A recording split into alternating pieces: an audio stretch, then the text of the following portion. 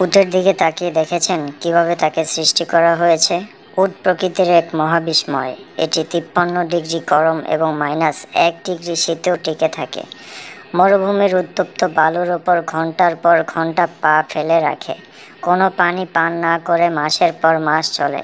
মরুভূমির বড় বড় কাটা ক্যাকটাস খেয়ে ফেলে।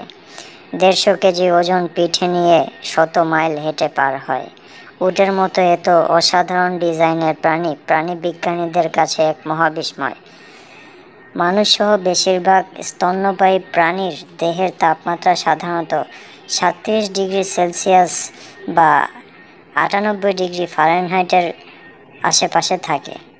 যদি দেহের অভ্যন্তরীণ তাপমাত্রা বেড়ে 38.5 ডিগ্রি বা 102 ডিগ্রি ফারেনহাইট হয়, তখন অভ্যন্তরীণ অঙ্গগুলোর ক্ষতি হয়ে থাকে।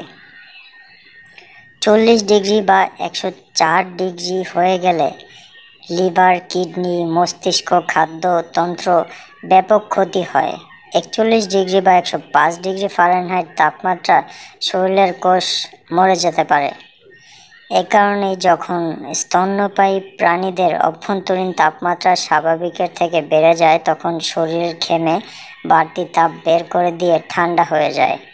কিন্তু উটের জন্য এভাবে পানি অপচয় করা বিলাসিতা। কারণ মরুভূমিতে সবচেয়ে দুর্লভ সম্পদ হচ্ছে পানি।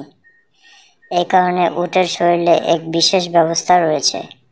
ভোরবেলা এর শরীরের তাপমাত্রা 34 ডিগ্রি থাকে। তারপর আবহাওয়া যখন প্রচুর গরম হয়ে যায়, তখন অভ্যন্তরীণ তাপমাত্রা বেড়ে 41 ডিগ্রি বা 104 ডিগ্রি ফারেনহাইট পর্যন্ত ওঠে। এরপর থেকে এটি ঘামা শুরু করে। এর আগে পর্যন্ত এটি পানি ধরে